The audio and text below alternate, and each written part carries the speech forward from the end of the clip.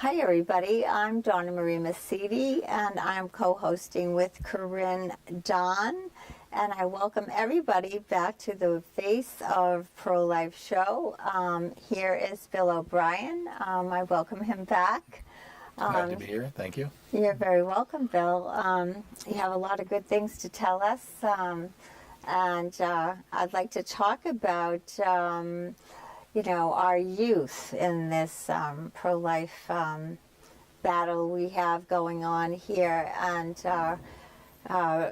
since the past years gone by, it seems that we're getting more and more youth involved in the movement. And what do you think the reason for that? What is helping that out? Educating them? How are we getting them involved? How are we pulling them in? Right, well, I mean, I go back 46, it's been 46 years now since Roe v. Wade. And when I started, I was actually young, 46 years ago.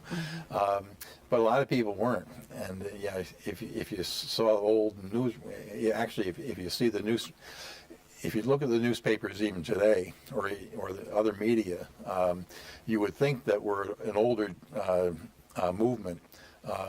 Every year, and you talk about fake news. I remember back, with the old Soviet Union, whenever they put up pictures, it was always some old lady, in a black clothes and bent over looking for a scrap of food. And then after the fall of the Soviet Union, suddenly you saw these young girls in miniskirts. It's all fake news. And you got the same thing today, and with our media. Generally, if you get a picture of a pro-lifer at the March for Life or something, it's usually of a nun or a priest and some old lady or some old guy. And it doesn't really, again, it doesn't show what's accurate. The head of NARAL, National Abortion Rights Action League, she came out of the Union Station in Washington a few years ago, and she saw people heading towards the March for Life, and she was amazed. She said, "There's so many, and they're so young." That's awesome. But you don't see that in the newspapers, or you don't see it on TV. But if you're there, you'll see it, because it's. Now, of course, this year, the main thing that people did see was this Covington High School kid, Catholic high school kids from Kentucky, and supposedly, intimidating an American Indian, and then, of course, that was fake news too. And he's now suing the Washington Post for $250 million. Good for him. It's about time. So again, more fake news. Yeah. So and the only media, a youngster like that, and of course, it had to be a Catholic. They had to make that known. Yeah, and a male. And a male. Yeah, so he had everything going against him except the truth. Except the truth. Yes. So. But most people don't know that the morning of the march down in January every year, in the middle of winter, of course, there's a youth rally at the Verizon Center, or whatever it's called now. It seems to change their name every couple of years. But that youth rally, that's usually sold out like months in advance. 20,000 kids, mainly high school kids. That's awesome. And coming in from all over the country. And of course, they just flood out of that when that's over with, and flood down to the mall for the rally down there. And again, it's just busload and busload of kids coming in from all over the country. And Students for Life America 10 or 15 years ago had 200 chapters around the country, on college campuses mainly. Now they have 1,200. So they've increased by 1,000 chapters. So it's a movement that's growing, and it's growing fast. And Connecticut Right to Life, in fact, we're having co-sponsoring with Students for Life America on April 17th, a special speaker, Gianna Jessen, at UConn in Stores. And there's a new Students for Life chapter there. This is only their first year, I guess. And they're having this event. So they've already grown. And probably with this event, I'm sure they'll pick up some more pro-life members up there. And what do you attribute to that, the growing numbers of youth coming through the years?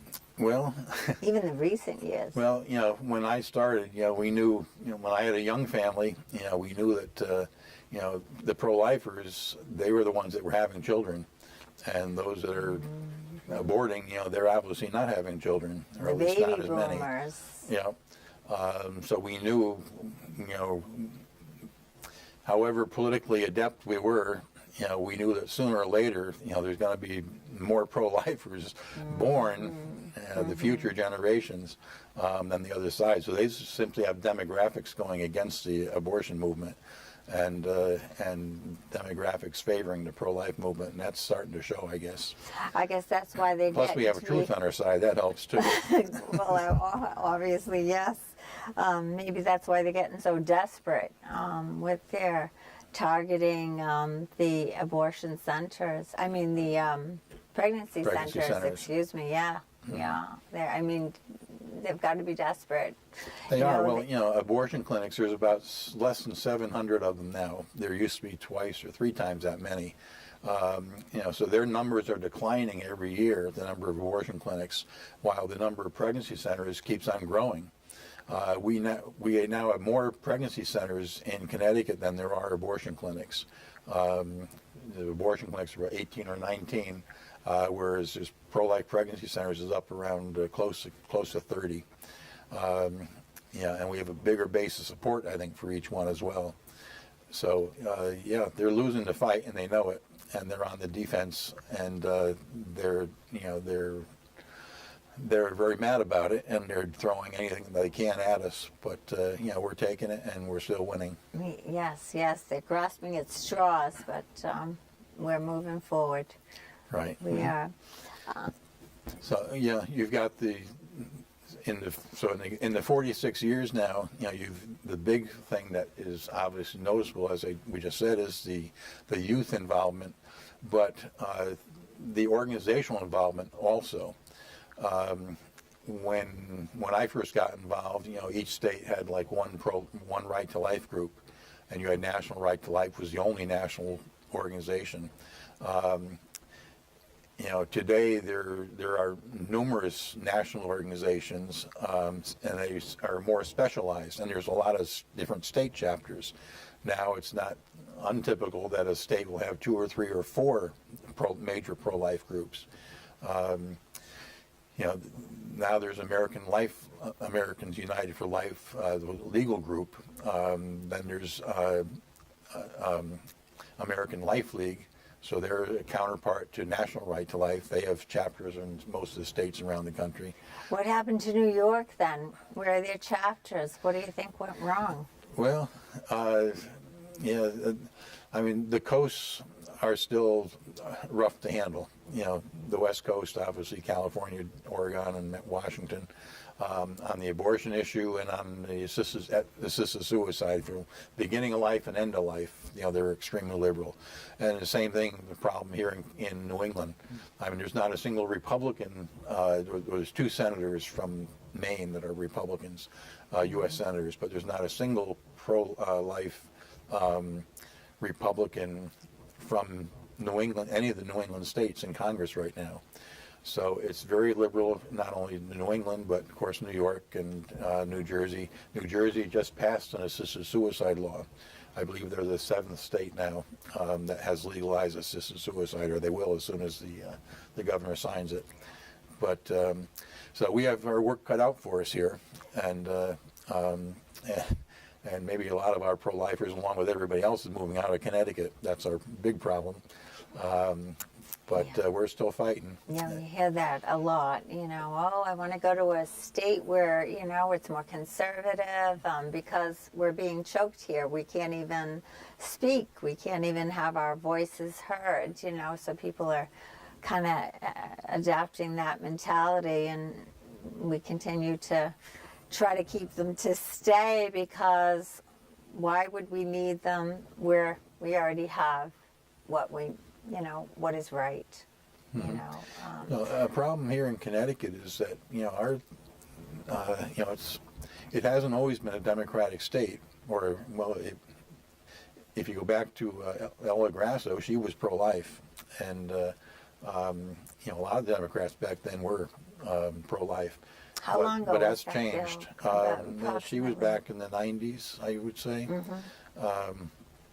Maybe even before that. But then Bill O'Neill succeeded her, and he was pro-life as governor.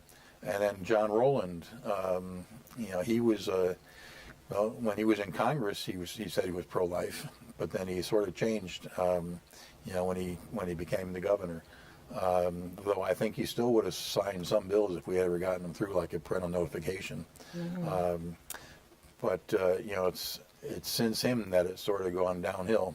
Though even back as long as 1990, Connecticut reversed its law on, which was actually the best in the country on abortion, against abortion. It was only passed in 1972, just 9 months before Roe v. Wade, and it said life begins at conception and outlawed abortion totally. But then in 1990, that was repealed, and the current law, was put into effect, which is basically putting into effect Roe v. Wade. So abortion on demand throughout all 9 months of pregnancy. But I think a big problem has been the unions, and I'm not anti-union in Connecticut, but the unions basically control the Democratic Party. And, people who are members of unions, they should speak up, because the teachers' unions, you'd think they would be pro-life because that's their lifeblood, kids coming through the system, and yet they're parts of the national teachers' unions, and they're nationally they're pro-abortion. And then you got other unions here in Connecticut, particularly the government ones, and the SEIU, service employees. Well, they had, I think the husband of one of the national leaders of Planned Parenthood was leading the national union. Yeah. And I don't know if people know that union members know what their national unions' positions are on abortion, but most of them are terrible. And I'd like the union members to speak up and to have their unions change their positions on those. And of course, they support the Democrats, and those Democrats that get elected are all pro-abortion, almost to a person. There's a couple of pro-life Democrats around, but not many. I know that. That's for sure. I think we all know that. Getting back to the, getting some lawyers, some defense support systems here. Just want to ask a question. It may be off the top, but what happened in New York? Where were the lawyers? Where were the organizations that defended life? How did that get through? Well, in New York, it was an odd situation that they've had the last few years. The Republicans in the state Senate, I believe, they had a few less than the Democrats. However, for the last several years, several of the Democrats, I think it was 3 or 4, they voted with the Republicans. And during that time that they voted together, they were able to keep new abortion legislation from coming out. But then in the last election, the Democrats got more votes in the Senate, and that coalition between those few Democrats and Republicans broke. And now it's totally under control of the Democrats in New York, in the House and the Senate, and of course the governor. And of course the governor is strongly pro-abortion. He said a few years ago that if you're pro-life, he doesn't want you in the state. So, and that's not against the law or the Constitution, right? He can say what he wants, I guess, but but we can't have he's not freedom representing of all the speech, people, right? Yeah. Some people can have freedom of speech, but not all of us. Right. Mm-hmm. Things get censored. Getting back to, getting voices out, getting word out. What's going to happen with, what can we do, okay, or who is censoring and taking out our voice, if we want to post anything on social media. This is getting to a point where it's obviously being censored, obviously. Could we take aboard lawyers that could deal with that and rectify it to the point where they can't do that? It's against the law. Make a law. Is that possible, Bill? Well, I'm sure there's national groups. I think you got some. They've had the hearings lately in the last year or two on Facebook and some of those other social media groups, and so the issue is being raised, and they're coming under increased scrutiny, and I would assume that that's going to continue. And you should let your congressmen know or U.S. senators know that you want continued scrutiny of that. I know that I think it's Senator Cruz from Texas, has been a leader in that area, and so they brought it up, and President Trump also obviously keeps talking about fake news. So He does. so it's an issue that's out there, and we have to whether those social media groups are going to eventually get broken up or become like regulated like a utility or who knows what, I guess some people are coming to the conclusion that they need some more regulation, but we'll see what happens with that. But contact your congressman and let them know about that. So the only ones that can regulate it is the congressman? Yeah. And Yeah, well, women? they'll have to write some laws, and then it'll be up to whatever agency of the federal government to do something about it. Of course, we want to be careful because we want to be able to put up whatever we want. Right. But it's got to. I guess in Europe it's a lot more regulated than here. They have a lot more privacy rules over there, for one thing. In fact, I think Facebook or one of the Google or they've been fined some big fines recently in Europe. I heard that. Yeah. Yes. Yeah. So. But as these abuses are coming out, I think that there will be new regulation. But of course, the great thing about the internet was that it sort of grew by itself, and it's grown. To have all these different kinds of things that you can, and I can put my own website up there if I want to. Right. And you don't want it to become so much like a utility that everything's got to go through the government, agency to get, to put up a new telephone pole or whatever it is. Right.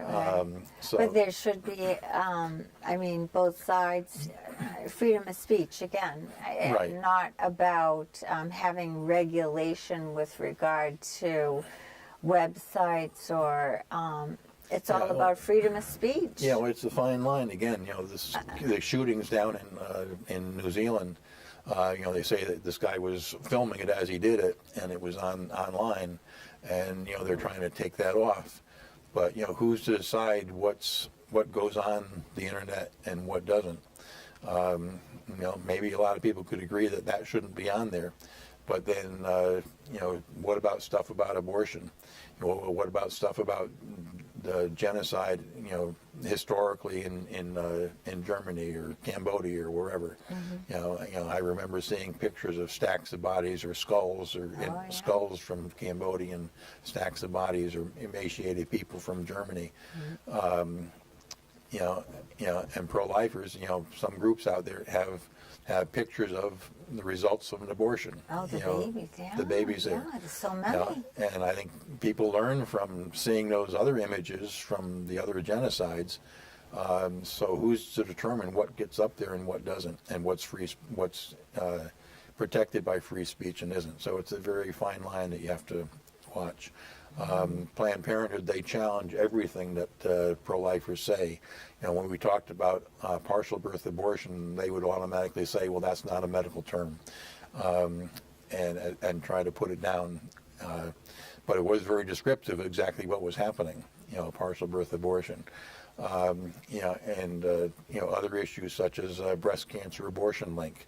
They would challenge pro-lifers, even though there's dozens and dozens of studies that show there is a link, or it seemed to, statistically speaking.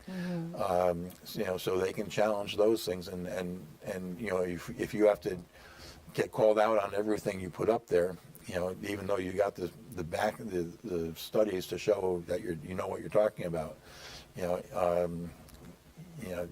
What's the problem if you have those Yeah, well, if studies you're going to have to together? defend yourself every single time that comes up, then people, you can have certain organizations, certain governments, they can harass people to make it very difficult for them to get their message out there.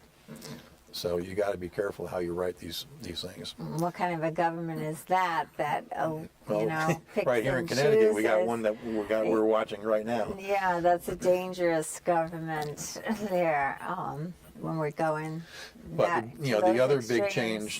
change, in besides the youth, and I was starting to mention some of these national pro-life groups.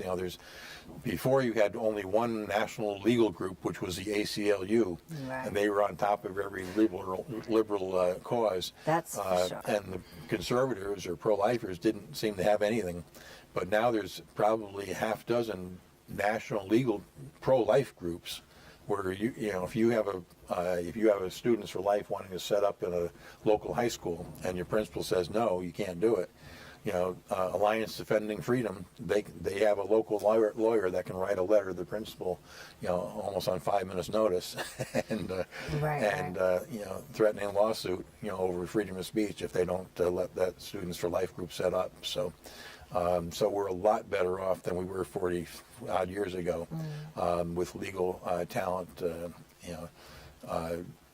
A number of groups: Alliance Defending Freedom, Thomas More Society. I mentioned Americans United for Life, and there's 2 or 3 other ones as well. And not only on abortion, but also on religious freedom. And religious freedom comes into it in many of these cases where, like in New Jersey, one woman a nurse was forced to do an abortion against her religious beliefs. So, but now you got there's legal talent out there that will take up cases like that. Now, I just heard a court just shot down for the second time the Obamacare, and I'm Hooray! sure we'll be hearing more about that. Basically they said that once the Congress repealed the mandate, that now it's not a tax anymore, and so it's not something constitutional that they can force on the American people. So I'm sure we'll hear more about those cases as they go forward. But Thanks be to God. yeah. So again, that gets into the the legal aspect and religious freedom aspect of it, or conscience clause. They're attacking pregnancy centers here in Connecticut, as they did in California. In California, state law was requiring pregnancy centers to, if they didn't do an abortion themselves, which they obviously won't do because that's what they're totally against, but they were required to refer for an abortion. Well, their conscience won't let them do that either. So it went to the Supreme Court, and NIFLA, National Institute of Family Life Advocates, that's a national association that helps pregnancy centers. They had their lawyers take that all the way to the U.S. Supreme Court with assistance from a number of the other pro-life legal groups.